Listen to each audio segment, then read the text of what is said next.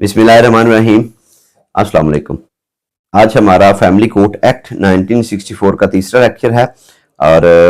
इसमें हम देखेंगे कि जो हमारे सेक्शन 17B तक हमने लास्ट पढ़ा था, आज से 18 से लेकर 26 तक हम इसको कंप्लीट करेंगे और नेक्स्ट रूल देखेंगे। तो सिविल जज 2026 में पेपर 1 का हमने फैमिली एक्ट शुरू किए हुए हैं, फैमिली लॉज। तो देखते हैं सेक्शन 18 फैमिली कोर्ट एक्ट 1964 का, अपीयरेंस थ्रू एजेंट।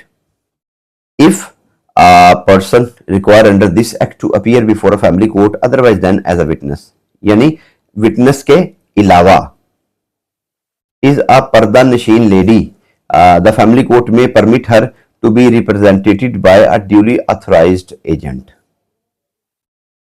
यानी इसमें सबसे पहले तो निकाल देते हैं विटनेस को। विटनेस आज खुद पेश होके ही गवाही देगा, लेकिन यहां पे कहा जा रहा है कि अगर कोई पर्दा नशीन लेडी है, आम पर्दा नशीन लेडी उस लेडी को कहते हैं जो यूजुअली पब्लिक में पेश नहीं होती या पर्दा करती है। तो इस्लाम में पर्दा नशीन लेडी का कंसेप्ट है और यहाँ पे कोर्ट्स भी इसको ऑनर करती हैं। कोई पर्दा नशीन लेडी अगर नहीं पेश होना चाह रही कोर्ट में, तो थ्रू अपने ड्यूली ऑथराइज एजेंट, यानी जिसको उसने पावर ऑफ अटॉर्नी वगैरह, जिसको हम मख्तार आम कहते हैं, उसके जरिए थ्रू प्रॉपर जो प्रोसेस सारा कंप्लीट करके अदालत में पेश हो सकती है, लेकिन वो शहादत देने के लिए वो खुद ही आएगी। सेक्शन 19 है court fees. Notwithstanding anything contained in the court fees act 1870, the court fee to be paid on any plaint or memorandum of appeal shall be ₹15 for any kind of suit or appeal under this act. तो family court में अगर कोई दावा होता है या अगर कोई अपील होती है तो उस पे 15 रुपए की कोर्ट फीस सिर्फ लगेगी। जैसे सिविल में 15,000 की लगती है, तो फैमिली कोर्ट में सहूलत दी गई खवातीन को या जो फैमिली मैटर्स में आते हैं साइलिन, उनको 15 रुपए की कोर्ट फीस अपील पे और प्लेंट पे लगेगी, दावे पे। सेक्शन 20 है जी family court as judicial magistrate. तो जैसे हमने देखा कि शेड्यूल के पार्ट 2 में ऑफेंसेस कुछ बताए गए हैं, या जो इस्तगासा होगा पॉलीगैमी का वो भी क्रिमिनल प्रोसीडिंग है चूंकि, इसलिए family court as a magistrate भी काम करती है। Family court shall be deemed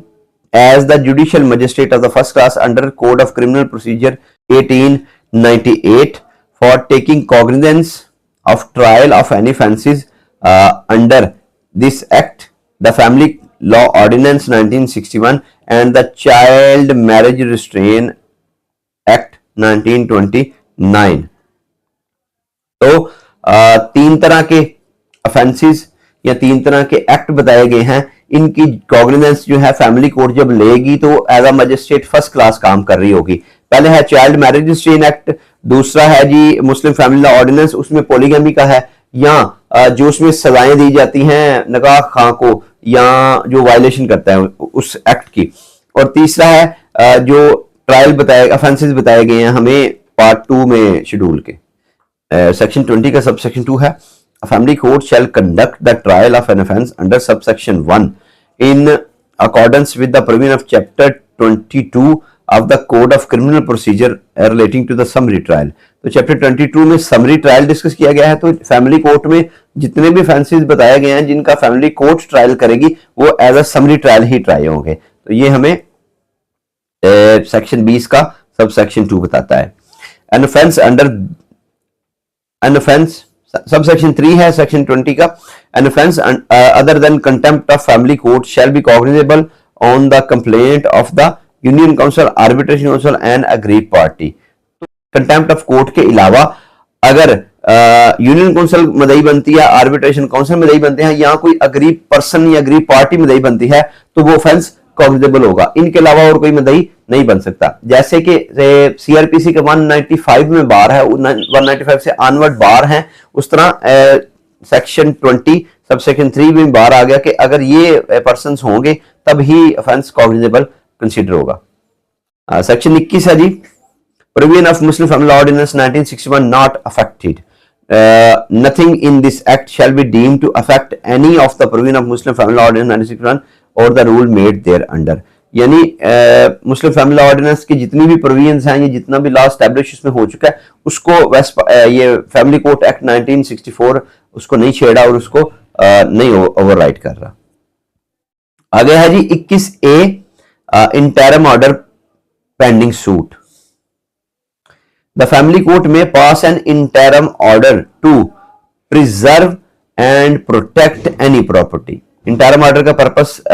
सिर्फ बताया गया, preserve and protect any property in dispute in a suit or any other property of a party to suit, the preservation of which is considered necessary to satisfaction of a decree if and when pass. यानी family court को अख्तियार दे दिया गया कि वो किसी property को preserve या प्रोटेक्ट करने के लिए जैसे है जहां है की बुनियाद पर या स्पेसिफिक स्टे के जरिए आमतौर के स्टेटस को कर सकती है कोर्ट, या इंटरम ऑर्डर जारी कर सकती है, इंजंक्शन ऑर्डर जारी कर सकती है कि प्रॉपर्टी को फर्दर डिस्पोज ऑफ नहीं किया जाएगा, जैसे है जहां है वहीं रहने दिया जाएगा, या उसको उसकी फर्दर एलिनिएशन पे फर्दर बेचने पे पाबंदी लग सकती है। उसका पर्पस सिर्फ ये है कि अगर तो प्रॉपर्टी डिस्प्यूटेड है, दोनों पार्टीज उसकी क्लेमेंट है, यानी मुदैया भी और मुद्दला भी दोनों क्लेमेंट है, तो जिसके हक में डिसाइड होगी वो उसको मिल जाएगी। और अगली बात जो कर रहे हैं वो ये कर रहे हैं कि अगर मुद्दला के खिलाफ कोई डिक्री होती है कल को और उस डिक्री की सेटिस्फेक्शन के लिए प्रॉपर्टी ही नहीं बचती तो डिक्री कैसे सेटिस्फाई होगी। इसलिए अगर ड्यूरिंग ट्रायल या ड्यूरिंग पेंडिंग केस किसी की प्रॉपर्टी है तो सेक्शन 21A की हम दरखास्त देके उस प्रॉपर्टी पे स्टे फैमिली कोर्ट से स्टे ले सकते हैं और फैमिली कोर्ट स्टे देके उसको कहेगी ये आगे बेच नहीं सकता। आमतौर पर इस तरह देखने में आया कि जैसे ही बीवी बच्चों का खर्चा नाना नफका कोर्ट में दायर करती है तो खामद के नाम पे जितनी प्रॉपर्टी होती है वो डिस्पोज ऑफ कर देता है कि कल को डिक्री जब हो जाएगी, क्योंकि खर्चा तो लगना ही लगना, डिक्री हो जाएगी तो उसको ये प्रॉपर्टी कोर्ट अटैच करके सेल ना कर दे तो वो अपनी प्रॉपर्टी बेच देता है। उसको सेव करने के लिए, प्रिजर्व करने के लिए और डिक्री की सेटिस्फेक्शन के लिए कोर्ट ने सेक्शन 21A ऐड किया गया, लेजिस्लेचर ने ऐड किया और उसमें हम कोर्ट जो है वो स्टे दे सकती है पेंडिंग सूट के दौरान किसी भी प्रॉपर्टी को प्रिजर्व या प्रोटेक्ट करने के लिए for the satisfaction of decree. 21B है जी intimation to arbitration council. If a family court decrees dissolution of Muslim marriage the family court shall immediately but not later than 3 days from the decree sent to the registered post or the means or certified copy of the decree to the concerned chairman of a arbitration council, and upon receipt of the decree the chairman shall proceed as if have received intimation of a talaq under Muslim Family Law Ordinance 1961। तो जैसे मुस्लिम family law ordinance में हमने देखा कि जो खामद तलाक दे रहा है अपनी बेगम को उसके लिए मैंडेटरी है कि जाके यूनियन काउंसिल को भी इन्फॉर्म करना कि मैंने अपनी बेगम को तलाक दे दिया और इस डेट से दिया, और उस डेट से लेकर 90 दिन के अंदर अंदर आर्बिट्रेशन काउंसिल फैसला करेगी उस तलाक को मुअस्सर करने के लिए। तो 21B में ये मैंडेटरी हो गया फैमिली कोर्ट के लिए कि फैमिली कोर्ट जब भी कोई तलाक की डिग्री पास करेगी तो थ्रू रजिस्टर्ड पोस्ट 3 दिन के अंदर अंदर मुतलका यूनियन काउंसिल को उसकी अटेस्टेड कॉपी भेज देगी और उस अटेस्टेड कॉपी को इसी तरह कंसिडर किया जाएगा जैसे मुस्लिम फैमिली लॉ ऑर्डिनेंस में तलाक के इंटीमेशन देते हैं, तलाक के बारे में इन्फॉर्म करते हैं, उसी तरह कोर्ट उसको ऑटोमेटिकली इन्फॉर्म करेगी। सेक्शन 22 है जी bar on the issuance of injunction by family court. A family court shall not have the power to issue an injunction to or stay proceeding pending before a chairman or arbitration council। ये जो बार है injunction पे, ये chairman और arbitration council के जो मामला चल रहे हैं उस पे जो है ना कोर्ट को मना कर दिया गया कि कोर्ट किसी किस्म की कोई जो है ना स्टे नहीं ग्रांट करेगी। बाकी जैसे हमने 21A पढ़ा उसमें तो प्रॉपर्टी पे स्टे हो सकता है, लेकिन जो प्रोसीडिंग है चेयरमैन की और आर्बिट्रेशन काउंसिल की उनकी प्रोसीडिंग पे किसी किस्म का कोई बार नहीं हो सकता या कोई स्टे फैमिली कोर्ट नहीं ग्रांट करती। सेक्शन 23 है जी validity of marriage registered under the Muslim family law ordinance 1961 not to be questioned by family court. ये एक तरह से शादी की वैलिडिटी पे प्रोटेक्शन आ गई कि a family court shall not question the validity of any marriage registered in accordance with the provision of Muslim Family Law Order 1961, nor shall any evidence in regard there to be admissible before such court. जो marriage या जो शादी मुस्लिम family law ordinance के तहत registered हो गई है उसको फैमिली कोर्ट में चैलेंज नहीं किया जाएगा, ना उसके बारे में ये इन क्वेश्चन आ सकता है। हाँ, इसमें जस्टिफिकेशन ऑफ मैरिज का आ जाए, अगर ये इशू उठता है कि मैरिज सिरे से है ही नहीं, फ्रॉड से की गई है, तो उस पे जो ना आ सकता है ये मामला। ये प्रोटेक्शन है बेसिकली निकाहनामा को सेक्शन 23 के तहत। सेक्शन 24 है family court to inform union council to of cases not registered under the Muslim Family Ordinance. If in any proceeding before a family court, it is brought to the notice of the court that a marriage is solemnized under the Muslim law after the coming into force the Muslim Family Law Ordinance 1961 has not been registered in accordance with the provision of a said ordinance, the rules formed thereunder, the court shall communicate such facts in writing to the Union Council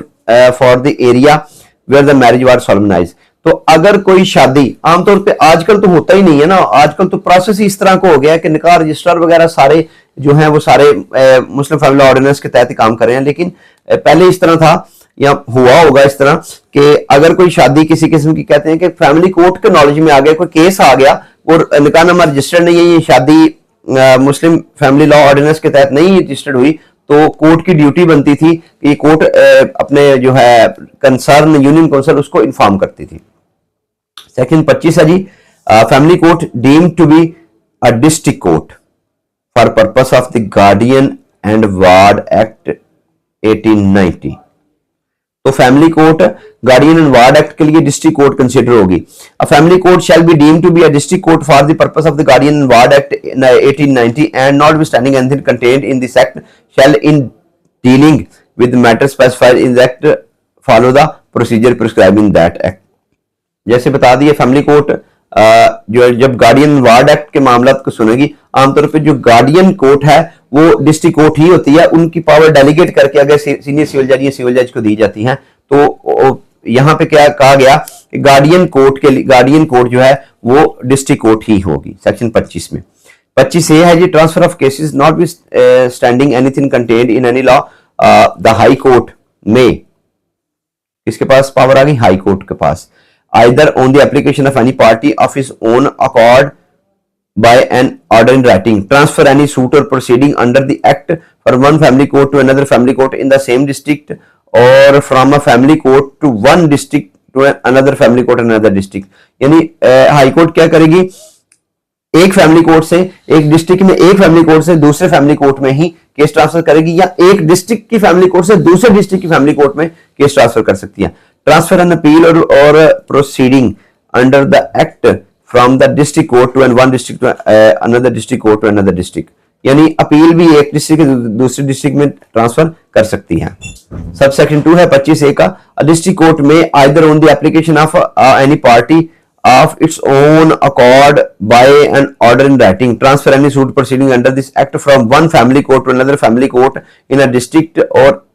to itself and dispose of it as a family court। तो सबसे पहले high court को ये power दी गई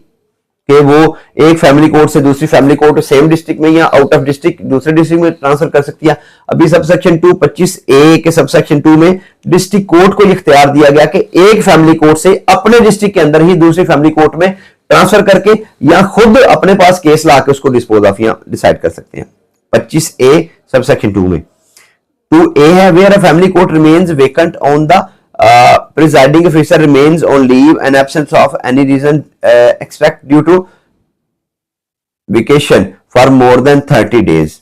यानी अगर कोई court छुट्टी पे चली जाती है 30 दिन के लिए या उसका जज 30 दिन से ज्यादा के लिए एब्सेंट हो जाता है, अ डिस्ट्रिक्ट कोर्ट में either on the application of any party of his own or of his own accord by order in writing transfer any suit or proceeding before such family court to another family court in district or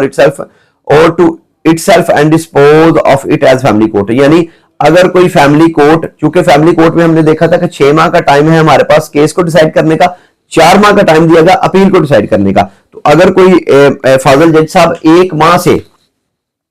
ज्यादा के लिए छुट्टी पे चले जाते हैं या बीमारी की वजह से या लीव की वजह से या कोर्सेज पे चले जाते हैं जज साहबान, तो 1 माह से ज्यादा अगर कोई जज साहबान एब्सेंट रहेंगे अपनी कोर्ट से, तो डिस्ट्रिक्ट कोर्ट खुद भी या on application of any party, एक केसेस को एक जज से दूसरे जज को ट्रांसफर करके या खुद सुन सकते हैं या किसी दूसरे को ट्रांसफर कर सकते हैं। 2B है on the application of any of the parties after notice to the parties and other after hearing such of them as desires to be heard or of his own motion without such notice the supreme court में at any stage transfer any suit one province to a court in another province competent to try dispose of the same. तो supreme court को 2B के तहत power देगी कि वो पूरे पाकिस्तान में एक सूबे से जो कोर्ट ट्रायल सुन रही है उसको उठाकर किसी दूसरे सूबे में जो court competent to try that suit है उसको भेज सकती है। सबसेक्शन 3 है 25A का, any courts to which the suit appeal और proceeding is transferred under the proceeding subsection shall, notwithstanding anything contained in this act, have the jurisdiction to dispose it of in the manner as it was instituted and filed before it। तो आम कहा गया कि supreme court अगर किसी case को एक सूबे से लेकर दूसरे सूबे में दूसरी कोर्ट को ट्रांसफर करती है तो यही समझा जाएगा कि जिस कोर्ट को ट्रांसफर केस हुआ है उसके पास मुकम्मल अख्तियारात हैं उस केस को सुनने के, डिस्पोज ऑफ करने के, जैसे उसी के पास केस दायर किया गया था। Provided that on the transfer of a suit it shall not be necessary to commence the proceeding before the succession judge de novo unless the judge for reasons to be recorded in writing directs otherwise। यानी कहा गया है कि proviso ये है कि अगर एक सूबे से उठाकर दूसरे सूबे में केस ट्रांसफर किया गया तो जिस जज के पास केस ट्रांसफर किया गया उसके लिए मैंडेटरी नहीं है कि वो केस को नए सिरे से शुरू करे। जनरल रूल यही है कि वो जहां से केस को चाहेगा या जहां से केस को छोड़ा गया था वहीं से शुरू कर सकते हैं। हाँ, अगर कोई स्पेसिफिक रीजन है या कोई वैलिड रीजन है उसको समझ आती है कि ये केस दोबारा से शुरू होना चाहिए तो उसको हम डिनोवो ट्रायल कहते हैं, वो नए सिरे से शुरू कर सकता है। सेक्शन 25B है stay of proceeding by the high court and district court, any suit appeal और प्रोसीडिंग अंडर दिस एक्ट में बी स्टेड। तो किसी सूट को या प्रोसीडिंग को स्टे किया जा सकता है हाई कोर्ट की तरफ से और डिस्ट्रिक्ट कोर्ट की तरफ से। By district court if the suit is pending, suit or proceeding is pending before a family court within its jurisdiction, यानी डिस्ट्रिक्ट कोर्ट करेगी अगर उसकी ज्यूरिसडिक्शन में किसी कोर्ट के पास सूट या प्रोसीडिंग पेंडिंग है। By high court in the case of any suit appeal और प्रोसीडिंग, या दूसरी सूरत में हाई कोर्ट चूंकि पूरे सूबे पे इख्तियार रखती है इसलिए वो किसी सूट या प्रोसीडिंग को भी पेंडिंग करवा सकती है। Provided that the stay application shall be finally decided by the district court or the high court as the case may be within 30 days, failing which the interim stay order shall cease to be operative। यानी अगर किसी ने कोई stay application दायर कर दी है suit को proceed करने से रोकने की तो उसको मैंडेटरी किया गया 25B में 30 दिन के अंदर अंदर उसका फैसला हो जाना चाहिए, नहीं तो जो कोर्ट ने स्टे के दिया हुआ था या स्टे किया हुआ था प्रोसीडिंग वो 30 दिन के बाद ऑटोमेटिकली खत्म हो जाएगी। सेक्शन 26 है जी power to make rules, government में by notification the official gazette make rules to carry into effect of the provisions of this act। Subsection 2 है without prejudice to generality of the provisions contained in subsection 1 the rule so made may among other matters provided for the procedure which shall not be inconsistent with the provisions of this act to be followed by the family court। तो rule को बनाने का अख्तियार provincial government के पास है, official gazette में उसको शाया करेगी और कहा गया है सबसेक्शन 2 में कि जो रूल बनेंगे वो inconsistent with family court act नहीं होंगे। तो शेड्यूल हमने पहले ही देख लिया था स्टार्टिंग में ही। शेड्यूल में 2 पार्ट हैं, पहले में 11 तरह के मैटर्स हैं और दूसरे में ऑफेंसेस हैं। तो ये हमारा फैमिली कोर्ट एक्ट का जो लास्ट लेक्चर था और फैमिली कोर्ट एक्ट हमने खत्म कर लिया। अब इसके इंशाल्लाह नेक्स्ट लेक्चर में रूल्स देखेंगे। Thank you.